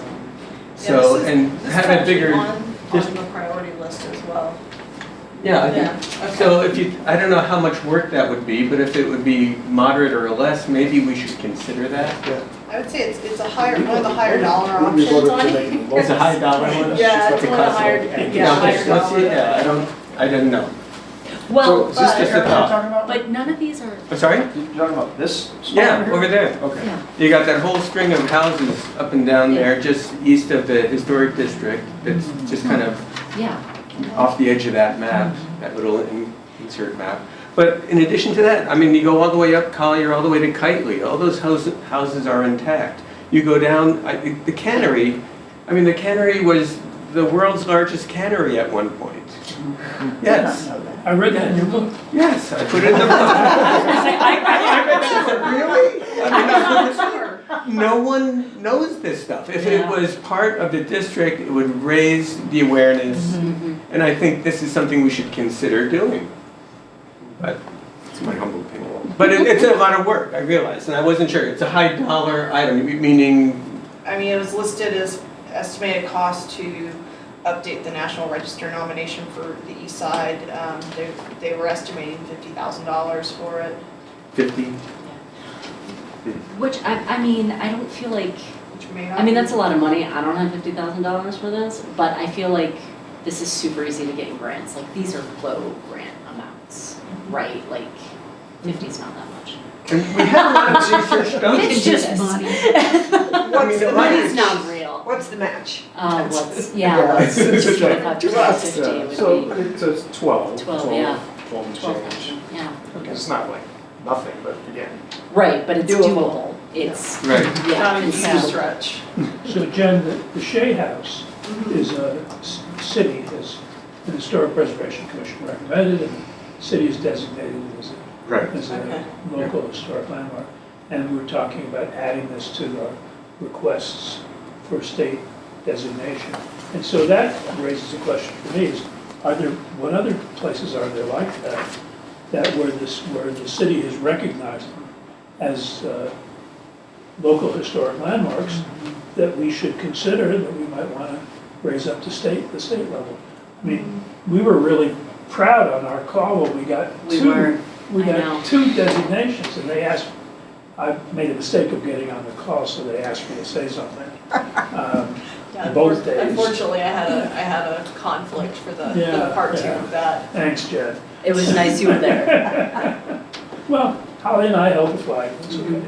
But there just might, I think, you think, well, we're in Longmont, we're not paying attention to this, but they do pay attention to this. And we have a good record, so if we have, 2 or 3, I don't think we should be embarrassed about putting them out there and saying, let's take designation. If they're worthy, I mean, the city's already said they're worthy of designation. So, What's Yeah. the? I don't know what kind what's of the review date process cutoff? we have for that. I mean, what's the, So there's 3 National Review Board meetings a year. no, I meant the date of the construction of buildings cutoff. What is the? Typically 50. 50. State Register, actually, you can do 30, but, But 50 is like Nothing. We do 50. yeah, yeah, 70? we do. 74, 75. 74. Now 75. So, I mean, how many, not to go to my own interest, how many 1950s things do we have designated as historic landmarks in town? Hardly any, they've Yeah. all Right. been the older ones. And I there's mean, a- that's Well, why the like Shea House was built in 1912. Brown's Apple Right. Farm and Right. stuff is on here, yeah. Yeah, I mean, the Canada Tower is probably That's the the newest one. youngest of our Yeah. historic Yeah. landmarks because it was built in 73. Yeah. I guess my question is, again, what is our process for taking a look at what the city has designated as historic landmarks and reviewing those to see which ones we want to recommend to the state. I mean, we don't have a formal process per se, it's just a matter of time and, capacity. The other thing is, I know for register listing, we would need to get the owner's consent. Yeah, yeah, So, Right, the private owners. yeah, for both. which sometimes can be, I'm sorry, get the what? property owner has to consent. Oh, yeah. Yeah. But maybe that's, maybe looking at our local listings is something that the commission can do, like someone on the commission, and then, I'd be happy if we identified stuff to help write the state register nominations. Those wouldn't be that difficult. So I'd be glad to Um, volunteer for whatever you need. Fabulous, Yeah, maybe we can send you the Honestly, it's website. looking through the surveys that we already had Yep. online and culling through them and saying, hey, I think these three are interesting, and Yeah. might be worth talking about. So anybody on the commission could take the time on their, Yeah. Tuesday evening, firing through some of those online and reading the cultural resource surveys. Okay, that sounds like a fun nerdy project. Right. Yeah. Awesome. I could do that on Tuesday evening. While you're streaming council sessions. Yeah, you can look up exactly. that. Maybe on your phone. Nobody will notice. Actually, it's pretty funny, because one city I used to work for, some of the council members got in trouble because they were busted playing solitaire during council meetings. Really? I That's know a gosh. couple of those when I first got on. And I mentioned it to somebody in operations, they said, no. I don't want to know that. Right. Oh. Cat videos. Cat videos. Might be good though.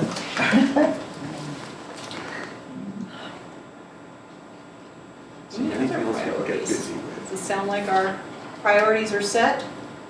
I think so. Do we want to recap? All right, let's go through my recap here. Done. So let's see. Recap is we are going to be first and foremost taking a look. I'll take a look at the council schedule and see when we might be able to get on to do for members of the commission to do a presentation regarding the survey plan and kind of what it means and how we might want to move forward, what it means in terms of grant matches. Prior to that, I will work with Holly to set up some time with Chief Goldman and see if we can identify if there are any sites in this area that might have some particular vulnerabilities from the natural disaster standpoint. So there was that one. Let's see. So we're probably looking at the October 1st grant cycle, potentially identifying multiple surveys once we get finished with, once we identify if there are any particular vulnerabilities that we need to focus on first. And I will be working to make those final little tweaks to the survey plan. Let's see. At the next meeting, we'll be bringing a revised letter for sending to historic property owners. In the meantime, I'll also see if we have any budget for doing those mailings. And then, let's see, who's the other one? Also in March, we'll be bringing the solar panels to discuss. We'll send that out as part of the packet.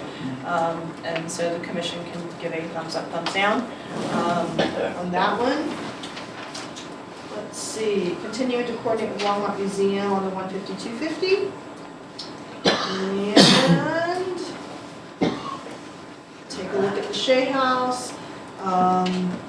Ongoing coordination. I will say upcoming meetings that we have, March, in addition to the solar standards, Charisse Montgomery is on tap to come and just give an update on the Creek Silo project in that area, just because it's been a while. They're nearing completion of that work on that particular site.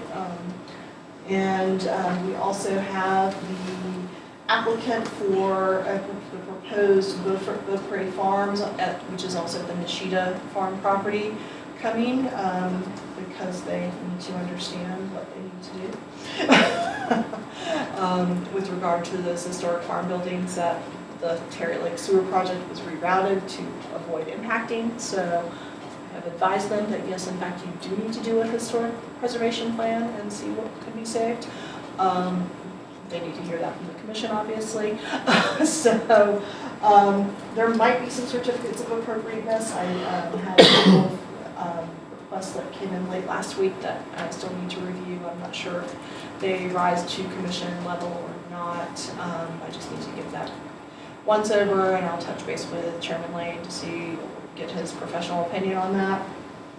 The April meeting, I have the St. Vrain Historical Society coming to basically just kind of chat and see what they're doing and how we might be able to collaborate on and just ensure we're all on the same page.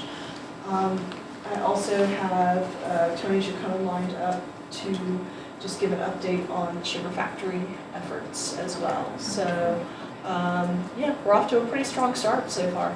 Yeah, So- that's great. Yeah. And at the same time, we're also, it probably won't be the April meeting, just given that we've already got some meaty agendas, but sometime in Q2, we'll be bringing the Mary Allen Barn to the commission. So we're looking at Q2 for getting that taken care of, for getting that landmark status moving.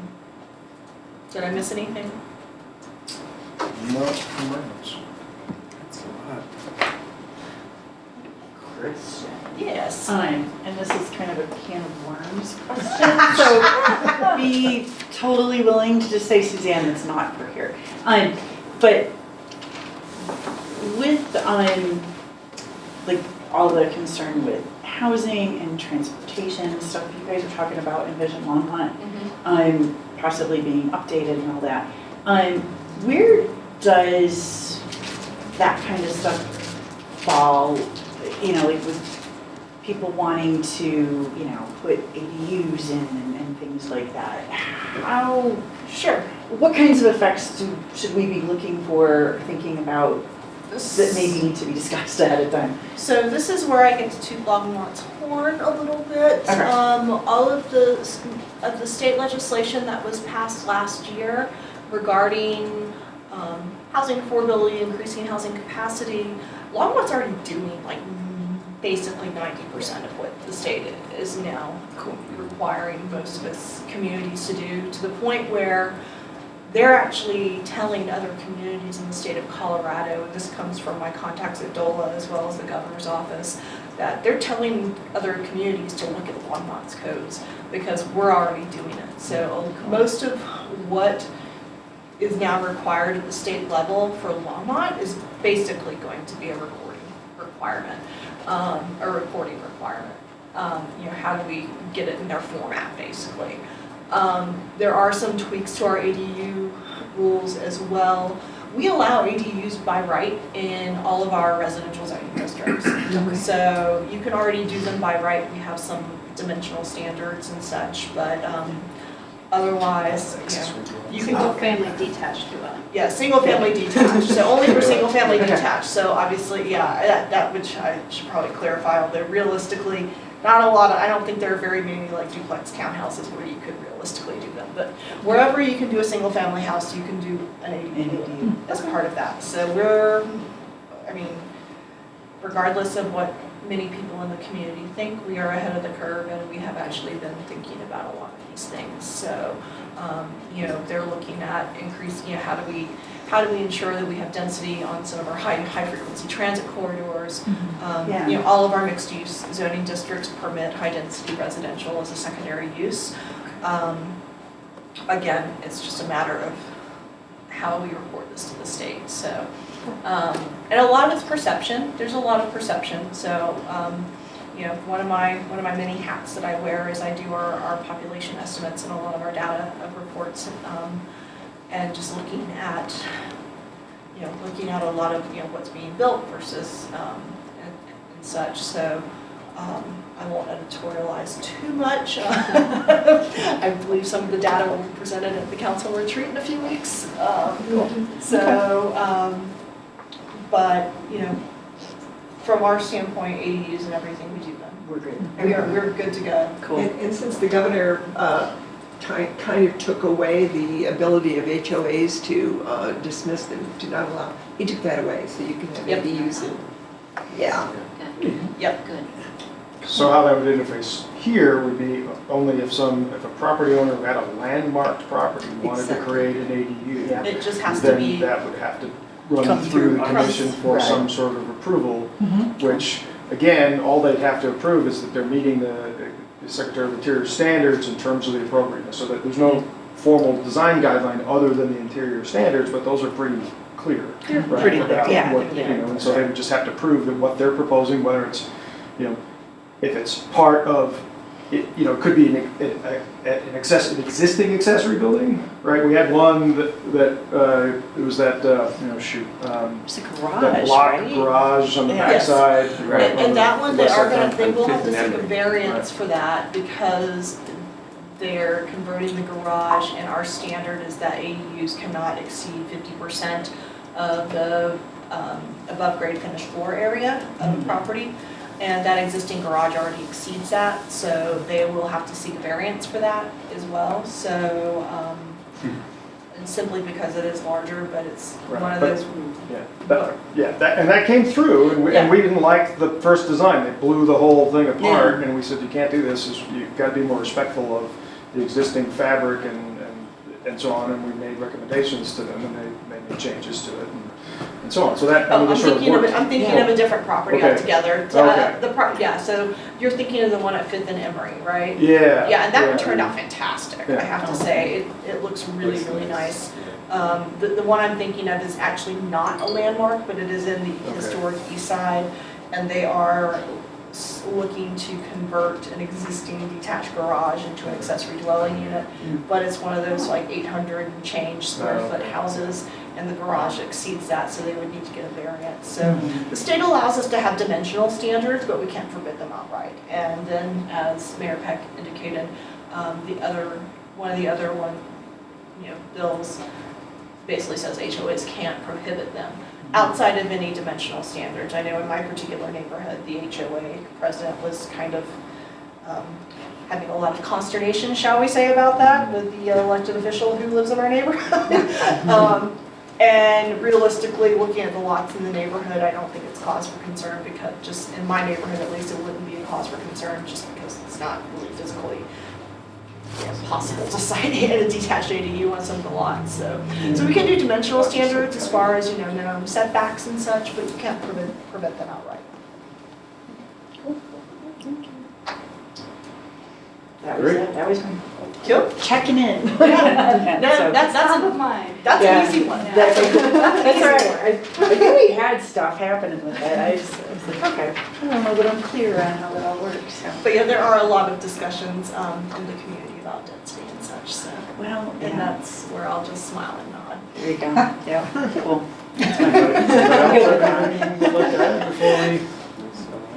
Before we For you call the adjourn? day? I do, Okay, but it wasn't really on the agenda. yeah, That's other items. that's where Yeah. we're at. So the council, because we are having more people, younger people who want to be on council, and like now we have 4 people who work, we are discussing the role of the liaisons to the boards and commissions. Are they needed? Because it is a council decision, it's not in the charter or anything. So I'm asking this commission, do you want a council liaison here? What is the role that you want? If you want them, does it matter? Are you good without? As we gather the information and the council decides how they want to go with the certain boards and commissions. Some people, like in GLA and the senior center and the library, they want council there. But what is our role? Do you want us just to sit and listen? Do you want a council update? Do you care at all? Yes, we care So, about it. just informal. I think it's been very helpful, first, my experience at least, first with Aaron, and then with you, to have somebody that it's not necessarily is going to jump into every conversation, but if necessary, we could turn to, and they wouldn't be ignorant. of what we were doing. And I think especially when things come on appeal to the council, I think, not just from our commission, but any time there something comes from a commission or a department to the council, I think the first eye is going to be to the liaison, and they're going to say, well, look, we can go and read your minutes, or you can just tell us what is this involved in, what did you think of it while you were watching it? And I think that's, whether it goes out in a study session or wherever, I think the liaison is a very valuable addition to the discussions. So I would be very concerned if the liaison were eliminated. I think that would just be bad for Longmont. Okay. Agreed. I find it very helpful to have you here, or someone from council here, at times, certainly, when we need some input from how would the city deal with this. I'm curious what it's like for you. Do you go back to the council? Do you feel like you're the expert on historic issues if it comes up? Do you use that very much on the council side? Because it does take a significant amount of your time, I realize, and yes, we're all busy. I find it helpful for you to be here, but again, only so often. Do you use it on the other side? So to your question, it's why I established the pre-sessions, because inside of the Sunshine Law, no more than two council people can meet, and that really isn't helpful at all. So the way that opens, that pre-session, is everybody goes around and gives an update on their boards and commissions. Because I feel that, for example, I stepped in for a council person who couldn't go to the senior center, and it was all about, we need more space, we need more, we're running out. And I thought, I've never heard this. Yeah. I didn't know when we do the budget, why aren't you coming to us? Yeah. So from that perspective, that liaison never told us anything, so that's what the pre-sessions are all about. Let's all figure out what's happening on our boards and commissions, and from a policy standpoint, can we help out? So now, the other question for you is, does that liaison have to be there every month? Can they go quarterly? Is that, or just when you ask? I don't know. I think it's having been responsible for attending things and watching and observing and reporting back to clients, the continuity of being at every meeting is important. Okay. It's just a question of understanding the flow of the commission discussions and how they work, and sometimes they're quiet about things and sometimes they're very concerned about things. I don't think you get that if you're like more of an observer on a quarterly basis. I think if you're there for every meeting, then you understand the flow as it's happening. And the minute, if you miss one and then for some reason you have to miss another, suddenly you go, could be 3 months or 2 quarters of not being at meetings. So I think if you're going to do it, you do it right. Okay. Any other thoughts? Could we think about it as agenda-based? Like, I think it was last month, we had a 8-minute meeting. That's right. Right. That's what I mean. It kind of felt like a waste of your time to have you It's going sitting to there be for an 8 8-minute minutes. meeting. Right. Oh, yeah, I don't have to. Well, yeah, that's a whole different discussion. Right? Yeah, we're not going there. But yeah, no, maybe we could, because I also understand how taxing it can be to have to go to everything. And I don't think you're wrong, but I also think people have a lot of different, I think you're right, but I think people have a lot of different things in their life pulling them in different directions. You have to decide, well, am I going to the kids' recital today, or am I going to the commission meeting, or am I getting this other thing done that is also required for work or whatever. And I think if people felt like they had some flexibility, then maybe it'd be easier to make some of those decisions. Okay. So, but I don't know what that answer is. Yeah, and I have sort of a similar perspective than Commissioner Warren. Because for example, this meeting is very helpful Yeah. for you to be here because we can say, okay, well, what about this? And get feedback directly and change the course of action would have been different if we didn't have a council person here. Right? You were able to give us enough information to make a better decision about how we move forward as commission. So that's really important. I think in the situations where there is something that might go to appeal, and you're going to end up hearing it, to have heard all of that discussion firsthand is really important. There are occasionally a meeting where we look at a particular certificate of appropriateness for something, and it's all kind of technical jargony stuff, and it's not controversial, and you don't have a bunch of people coming in here, and maybe that's not one you really need to be there for. Yeah. But to be on a fixed quarterly schedule, you have no chance that that's going to align perfectly. Right. So that makes it hard to say. Okay. I mean, you either cherry pick or you do it all, but I think you can't do it quarterly randomly because I don't think that ends up being effective. And it is my understanding that when it does go to appeal back to council, then that liaison can't vote.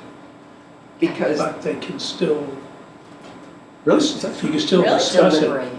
You can still discuss it in the study sessions. because, That was quasi judicial as opposed to legislative, is that the yeah, I story? think so, and I would have to check on this commission specifically. 'Cause I know in planning and zoning, we cannot, I mean. And I think that's the Yes. case here because this is a decision-making. Yes, Yeah. that it's- involves legal and money. Yeah, and that was gonna be my thought, is that I think it's dependent on whether or not it's an advisory board or if it's a decision-making board. Exactly. And we're a decision. Decision making. So if you can't vote, do you have an opportunity to tell your perspective? Because if you have to be silent, then it's almost worse. Well, then, Yeah. but then in a pre-session, when we talk about the boards and commissions we're on, what's being discussed, et cetera. But no, it would be biased. I mean, it would be assumed biased even if you weren't. Yeah. And for the petitioner, Okay. that just would be a bad look. Wow, that's a can of worms I never thought about. Yeah. Makes sense, I guess, yeah. Do you rotate, how do you select the boards? How are the liaisons selected?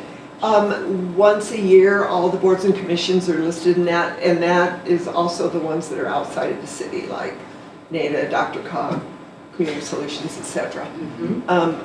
People pick their priorities, their first 5 priorities, and then if 2 or 3 people pick the same one, they get to decide among themselves. Yeah, I'll do this if you'll do that, or, But they change every year, who the Yes. liaison is. or not, if there's a, like, how long has Steve been here? No.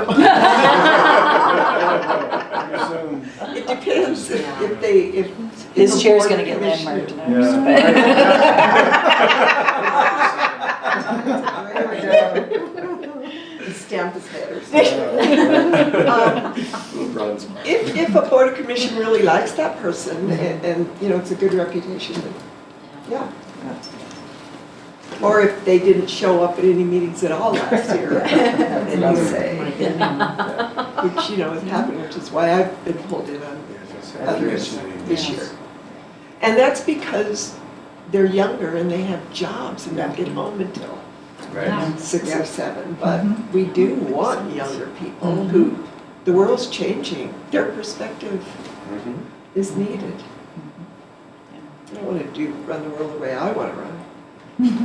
If they knew how to work, they could run for Congress. They wouldn't make as much money.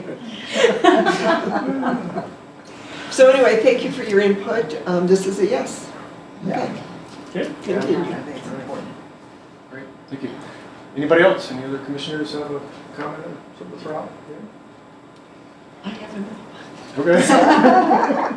I was just thinking, at the Sesquin. 150, As we were going through these houses and the different, especially the Shea House, I knew nothing about that. Would it be interesting to have the brew hop trolley, if you pick specific houses, give a historic tour with the handouts? Because That would be cool. wouldn't that be fun? I want to do that. That would be cool. Can they still make stoppage? booze and. Well, that's a whole lot. That's a point. It is cute. I was gonna say historic. That would be really fun, and that would be something like actionable that we could get. I love that. I like that. Yeah. Or get the gentleman that presented at the Historic Preservation on historic cocktails. I thought that was really Oh, did you go to that? That could be a good last stop. I went to some much more boring technical things. I knew you had it covered. Wasn't that like it was the happy hour? Yeah, it followed on cocktails right after. Okay. Yeah, That's just- That's some hilarious. pretty funny stuff. I went to the historic storefront thing instead of the Main cocktail Street? thing. Yeah. Oh, That was yeah. pretty cool. Yeah.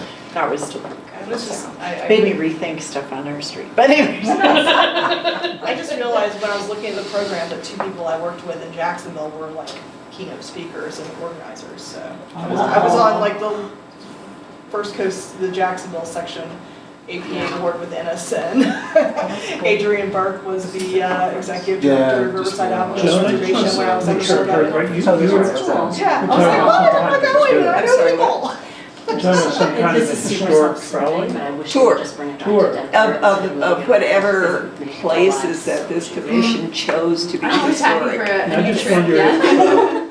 if anybody's ever done this, get a grant for a trolley to go around historic sites? Not that I know of, not in my time We could be here. the first. It'll be great. Yeah. I'm There you sure. go. Get a grant Yeah. for a trolley that, you know. Well, we have the trolley, Yeah. the Yeah. brew hop trolley. Yeah, we'd just be paying them for their dance. So we Yeah. just Right. need a grant for, paying them for their day or whatever that would cost. So We got yeah, someone who could can we lead look it. into that? Elizabeth Bowden.